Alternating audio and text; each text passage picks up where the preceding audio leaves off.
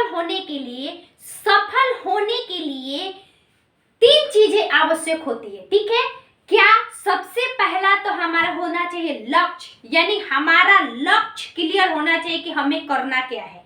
दूसरा होना चाहिए उसके प्रति मेहनत, यानी अगर आपका लक्ष्य छोटा है, अगर लक्ष्य आपका बड़ा है तो आपको मेहनत भी उसी प्रकार अपने अनुसार करिए। ठीक है, उसके अलावा होता है दोस्तों जिसको दृढ़ निश्चय कहते हैं या कंटिन्यूटी बहुत जरूरी है। यानी अगर आप किसी चीज के प्रति लगातार मेहनत करते हैं तो आपकी सफलता निश्चित है। ठीक है, हेलो दोस्तों, मैं राधा कुमारी आप सभी को अनु जनरल स्टडी में स्वागत करती हूँ। दोस्तों, हम भारतीय संविधान की सीरीज में भारतीय संविधान के आज नागरिकता के बारे में पढ़ेंगे। देखिए, कल हमने भारतीय संविधान के भाग 2 के बारे में देख लिया था। ठीक है, भारतीय संविधान के हमने भाग 2 के बारे में देख लिया। भारतीय संविधान के भाग 2 के बारे में आज हम देखेंगे। कल हमने भारतीय संविधान के भाग 1 के बारे में देख लिया था। ठीक है, भारतीय संविधान के दोस्त भाग 2 में है नागरिकता। ठीक है, यानी भारत की नागरिकता जो होती है वह भाग 2 में होती है, याद रखिएगा। फिर उसके बाद आता है दोस्तों कि नागरिकता जो होती है वो हमारे देश के नागरिकों को प्राप्त होती है। अगर आप भारत देश के नागरिक है तो आपको नागरिकता तो प्राप्त होगा ही।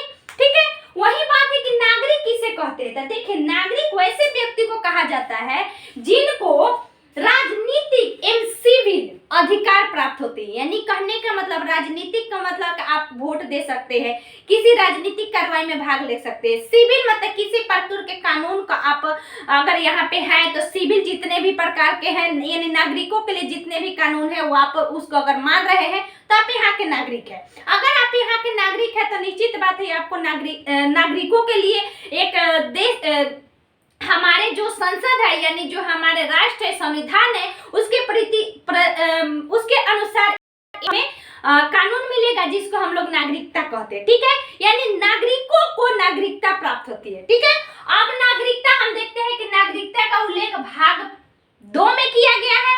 यह भाग 2 में दोस्तों, भाग 2 में अनुच्छेद 5 से 11 तक होता है। ठीक है, उसमें हम भाग 1 में 1 से 4 देखे थे, यहाँ भाग 2 5 से 11।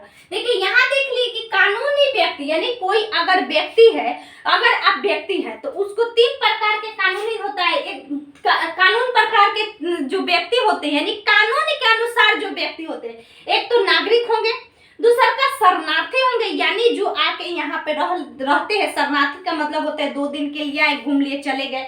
उसके बाद दोस्तों होते हैं विदेशी, यानी विदेशी व्यक्ति जो होते हैं कि विदेश से आए और आके चले गए। शरणार्थी मतलब आता है लोग आए और फिर रह लिए, विदेश का ही लोग होता है।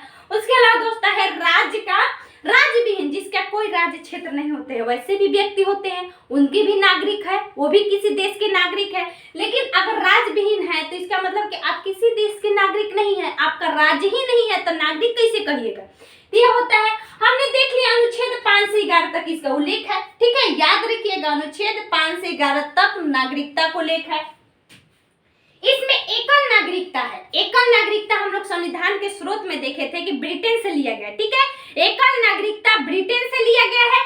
और यहाँ पे देख लिए दोस्तों कि एकल नागरिकता जो है ब्रिटेन से है, लेकिन अमेरिका के संविधान में आप देखिएगा कि वहां की नागरिकता दोहरी नागरिकता है। जैसे हमारे भारत देश में जम्मू कश्मीर के जो निवासी थे उन लोग को 2 नागरिकता मिलती थी। एक तो जम्मू कश्मीर के खास नागरिकता मिल ही जाती थी और साथ में भारत देश की भी नागरिकता मिलती थी। समझ रहे हैं आप?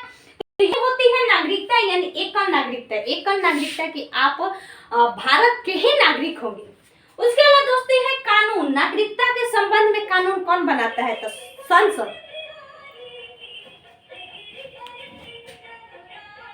नागरिकता का आप देख रहे थे कि नागरिकता हम लोग एकल नागरिकता भारत में पढ़ लिए। अब आता है दोस्तों कि नागरिक, यानी भारत के प्रथम नागरिक किस व्यक्ति को कहा जाता है? तो याद रखिएगा, भारत के राष्ट्रपति को देश का प्रथम नागरिक कहा जाता है। ठीक है, उसके अलावा दोस्तों नागरिकता में अब तक हमारा 7 बार क्या हुआ चुका है, कहीं के आपको 9 भी देगा, लेकिन आप याद रखिए कितना बार संशोधन हुआ है। पहले तो हम 1955 में पहली बार नागरिकता संशोधन कानून आया था। उसके बाद इसमें संशोधन हुआ 57 में। उसके बाद दोस्तों आता है 1960 ईस्वी में। ठीक है, 1960 ईस्वी में। उसके बाद 1985,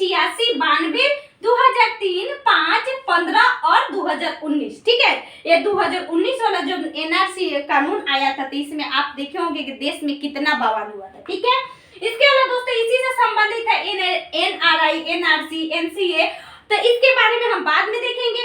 पहले देख लेते हैं कि अनुच्छेद 5 से 11 नागरिकता हम पढ़ रहे थे, अनुच्छेद 5 से 11 देख लेते हैं। देखिए अनुच्छेद 5 क्या कहता है। अनुच्छेद 5 कहता है कि संविधान लागू होने के समय, यानी जब संविधान 26 जनवरी 1950 ईस्वी को लागू हुआ, तो उस समय किसी भी व्यक्ति को नागरिकता स्वतः प्राप्त हो जाएगी। यानी हमारे देश में जब संविधान लागू हुआ, उस समय हमारे देश में जो व्यक्ति रह रहे हैं उनको नागरिकता मिल जाएगी। यानी संविधान का नागरिकता का जो परिभाषा है, समझिए कि अनुच्छेद 5 कहा गया है। ठीक है, इसमें आप देखिएगा कि बाद में जब 1955 में कानून आया, तो इसी में जोड़ा गया कि 5 तरह से आपको नागरिकता मिलेगी। ठीक है, अनुच्छेद 5 में ही क्या कहा गया, पहले जन्म के आधार पर, फिर पंजीकरण, फिर उसके बाद देशीकरण, फिर उसके बाद वंशज, और एक हमारा अधिकृत क्षेत्र।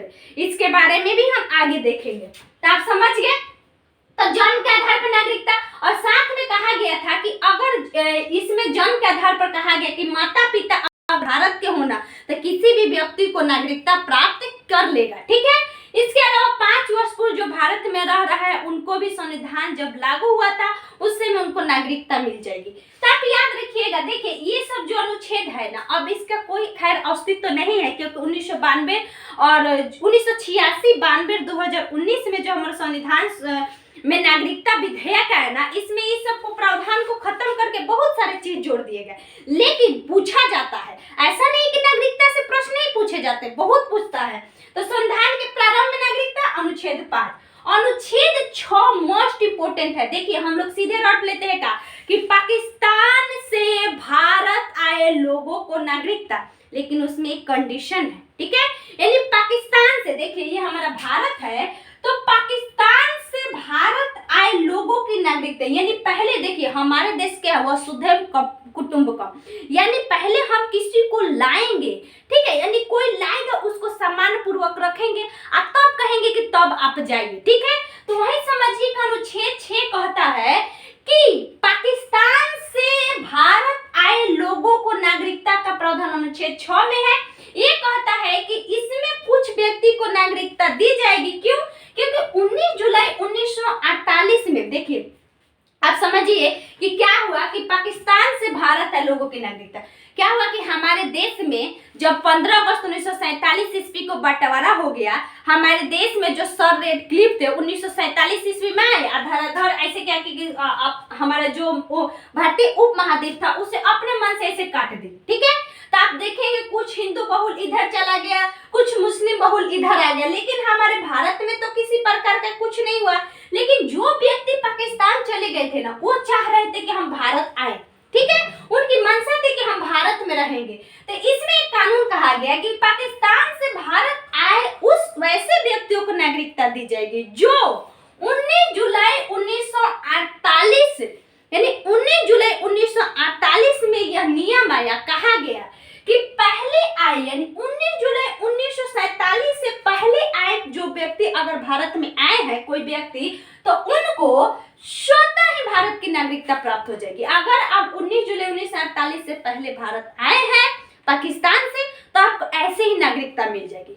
अगर दूसरी कंडीशन है कि आप अगर 19 जुलाई 1948 ईस्वी को भारत ये कानून आने के बाद आए हैं, तो आपको भारत में 6 माह रहना पड़ेगा, फिर आपको रजिस्ट्रेशन कराना पड़ेगा, तब आपको नागरिकता मिल जाएगी। ठीक है, यानी वही बात है कि 19 जुलाई 1948 आपको डेट याद रखना पड़ेगा।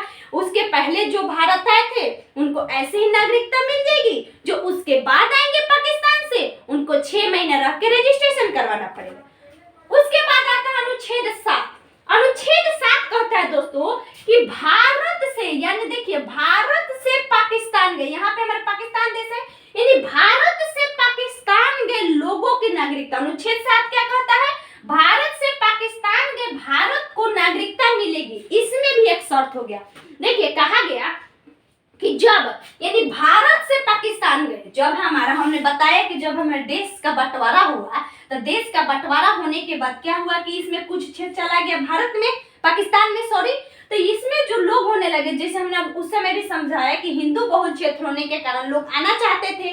तो जब ये 7 हुआ ना, अनुच्छेद 7 में कहा गया कि आप आ जाइए।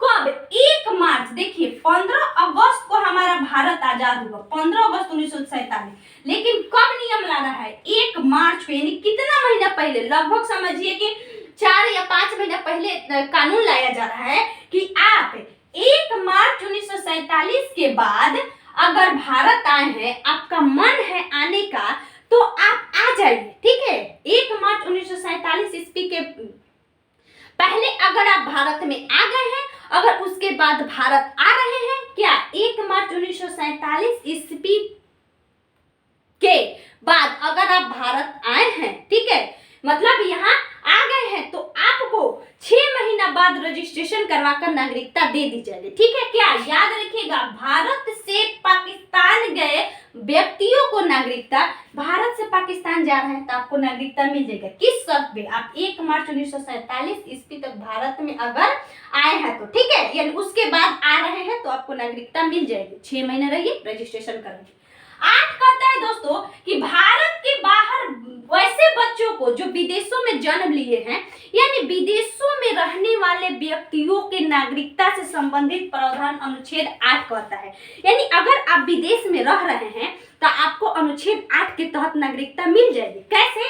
ये कह रहा है कि अगर आपके माता पिता भारत के हो, ठीक है, अगर आपके माता पिता भारत के हो, ठीक है, अगर आप विदेश में जन्म लेते हैं तो आपको भारत की नागरिकता मिल जाएगी, यानी विदेशों से संबंधित 8। ठीक है, 9 कहता है दोस्तों कि विदेशी नागरिकता लेने पर भारत की नागरिकता छीन दी जाएगी। आप 1955 के अधिनियम जब पढ़िएगा, नागरिकता अधिनियम, तो उसमें 3 प्रावधान है। ठीक है, एक कह रहा है अनुच्छेद 9, क्वेश्चन में पूछता है कि किस अनुच्छेद में नागरिकता से संबंधित क्या किया गया है, मतलब लोप किया गया है, यानी नागरिकता से संबंधित कानून का लोप कर दे। लोप का मतलब कि समाप्त कर देना। तो यही अनुच्छेद 9 कहता है कि अनुच्छेद 9 किसी व्यक्ति को नागरिकता छीनता है। ठीक है, अनुच्छेद 9 किसी व्यक्ति की नागरिकता क्या करता है? छीनता है। तो वही कह रहा है कि अनुच्छेद 9 में, ठीक है, यदि आप विदेशी नागरिकता ले रहे हैं तो आपकी भारत की नागरिकता समाप्त। उसके अलावा दोस्तों अनुच्छेद 10 कहता है कि अगर आप नागरिकता का बना रहेगा, देखिए 5 आप संविधान के प्रारंभ पर नागरिकता याद हो गए, यहाँ 10 कह रहा है कि नागरिकता का बना रहना जब तक कि आप कानून के नियम का उल्लंघन नहीं करते हैं।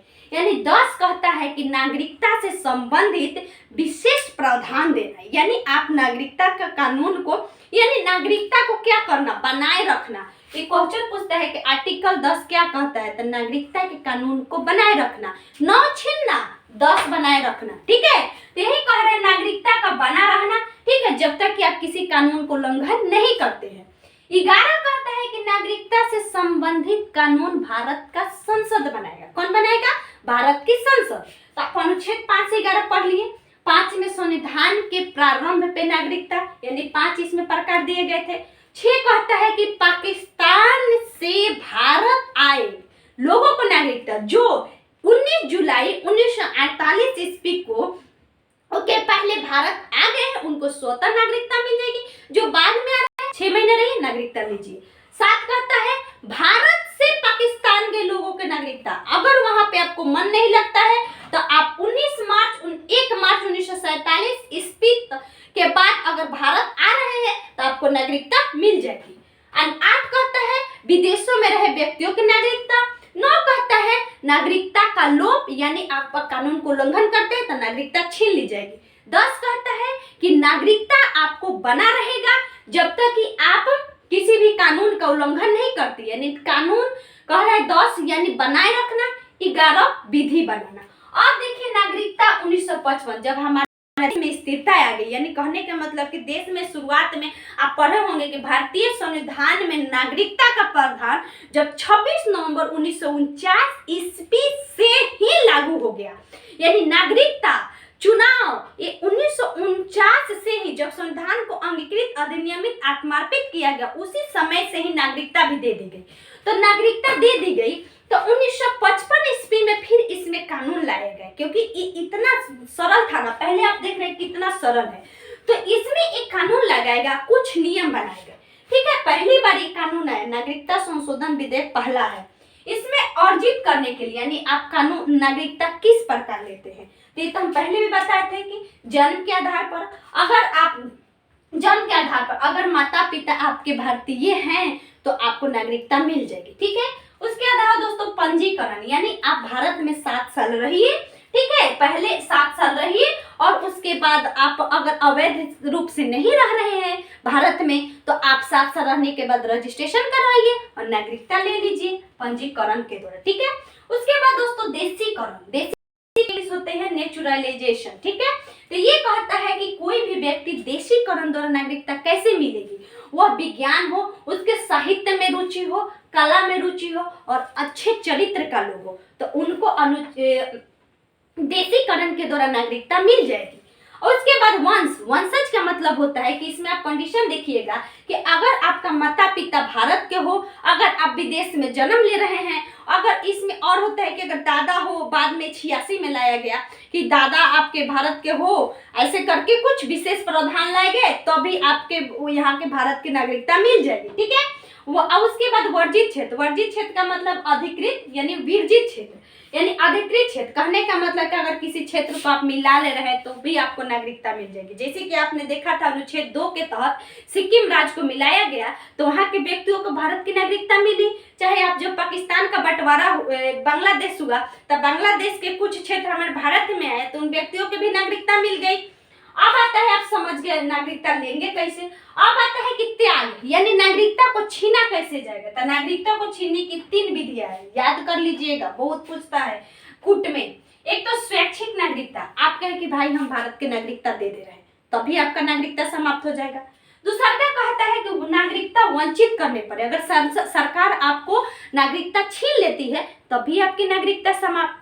तीसरा का कहते हैं कि अगर दूसरे देश की आप नागरिकता प्राप्त कर लेते हैं तब भारत की नागरिकता स्वतः समाप्त हो जाएगी। 3, एक तो नागरिकता स्वैच्छिक त्याग पर दे दीजिए, एक तो कानून संसद छीन रही है, तीसरा का है दूसरे देश की नागरिकता प्राप्त करनी। तो अब कुछ बातें याद रखिएगा यहाँ पे जो हम बता रहे थे, जब 2019 में कानून आया नागरिकता से संबंधित, तो देखिए एक विशेष बात याद रखिए, इसमें एनआरआई एक टर्म आ रहा था। एनआरआई का फुल होता है नॉन रेजिडेंस इंडियन, यानी प्रवासी जो व्यक्ति होते हैं ना उनके लिए नॉन रेजिडेंस इंडियन। ठीक है, उसके बाद एनआरसी के बारे में पढ़िएगा कि एनआरसी में नेशनल रजिस्ट्रेशन फॉर सिटीजन। ठीक है, यानी नेशनल रजिस्टर फॉर सिटीजन्स।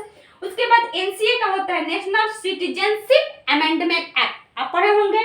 उसके बाद दोस्तों 2019 में आया जब नागरिकता, तो उसमें कहा गया कि किसी भी व्यक्ति को बांग्लादेश, अफगानिस्तान, पाकिस्तान के कोई अगर व्यक्ति हैं और वह कौन कास्ट है, इसमें बहुत क्वेश्चन आया था, 6 कास्ट को, कौन सा, हिंदू, सिख, जैन, पारसी, ईसाई, बौद्ध। देखिए यह कानून क्यों ज्यादा विवादित बना था, मुस्लिमों को इसमें नहीं शामिल किया गया। इसमें कहा गया था बांग्लादेश, अफगानिस्तान, पाकिस्तान 3 देश का प्रावधान किया गया और ये 6 किया गया मुस्लिम को छोड़कर। देखिए मुस्लिम जो है ना वह अल्पसंख्यक है, ठीक है, लेकिन मुस्लिम को हटाकर इसमें हिंदू जोड़ दिया गया। तो ये कहा गया कि अगर आप भारत की नागरिकता ले रहे हैं, 6 वर्ष पहले से भारत में रह रहे हैं, तो आपको भारत की नागरिकता मिलेगी। लेकिन इस पे जो विपक्षी थे वो कहे कि ऐसे नहीं होगा, कोई जरूरी है कि ऐसे ही रह रहा है, कोई अवैध रूप से भी रहता है। तो विपक्षी इस पे ऐसे 12 वर्ष की मांग किया था। ये बहुत क्या था, विवादित कानून था, आप पढ़े हुए होंगे। उसके बाद दोस्तों याद रखिएगा, मोस्ट इंपोर्टेंट, ये अपने जेहन में बांध लीजिए कि भारत की नागरिकता जो व्यक्ति है उनको, देखिए मौलिक अधिकार के बारे में आप पढ़े होंगे। मौलिक अधिकार हमारा क्या होता है, मौलिक अधिकार क्या होता है 12 से 35। देखिए 12 से 35 भारत में जो व्यक्ति रह रहे हैं ना उनके लिए यह अधिकार दिया गया, ठीक है, जिसको हम लोग मौलिक अधिकार कहते हैं। तो इसमें कहता है कि व्यक्ति अगर है, नागरिक है, तो उसको मूल अधिकार भी होगा। तो इसमें से मात्र 5 ही ऐसे अनुच्छेद है केवल भारतीयों को प्राप्त है। कौन कौन सा, 15, 16, 19, 29, 30, लिख लीजिए, 15, 16, 19, 29, 30, ये 5 ऐसे अनुच्छेद है जो केवल भारतीयों को ही प्राप्त है। अब बाकी जो हमारा 24 अनुच्छेद में से 5 अनुच्छेद निकाल दीजिए, 19 अनुच्छेद जो भारतीयों को भी प्राप्त है, विदेशियों को भी प्राप्त है, ठीक है। तो ये आप याद रखिएगा। उसके बाद दोस्तों अगर आप भारत के नागरिक बन जाते हैं, जैसे कि जरूरी नहीं है कि मान लीजिए कि अगर भारत के आप नागरिक हैं, अगर विदेश के भी हैं, भारत के नागरिक बन जाते हैं तो आपको जितने भी संवैधानिक पद है ना उस पर आसीन होने का आपको अधिकार मिल जाएगा। जैसे कि राष्ट्रपति का, उपराष्ट्रपति, राज्यसभा, ठीक है, उसके बाद लोकसभा में आप हो सकते हैं, उसके बाद दोस्तों विधानमंडल का सदस्य हो सकते हैं, सुप्रीम कोर्ट, हाई कोर्ट के न्यायाधीश बन सकते हैं, उसके अलावा कैग यानी जो हमारा कंट्रोलर एंड ऑडिटर जनरल, जिसको हम लोग क्या कहते हैं, नियंत्रण महालेखा परीक्षक, वो भी हो सकते हैं। उसके अलावा दोस्तों एडवोकेट जनरल, जिसको हम लोग महान्यायवादी कहते हैं, वो भी। यानी अगर आप भारत के नागरिक हैं, चाहे आप विदेश में ही क्यों नहीं हो, भारत की नागरिक मिल गई है, नागरिकता मिल गई है, तो आप आसानी से किसी भी संवैधानिक पद पर आसीन हो सकते हैं। देखिए दोस्त, आशा करती हूँ आपको नागरिकता संबंधित कानून समझ में आ गया होगा और नागरिकता संबंधित जो 5 से 11 है ये समझ में आ गया होगा। अगर आप सभी को अच्छा लगे तो प्लीज वीडियो को लाइक करिएगा, चैनल को दोस्त सब्सक्राइब करिएगा और प्लीज शेयर भी करिएगा। दोस्त आप सभी को होली की ढेर सारी शुभकामनाएं दोस्तों। Thank you so much.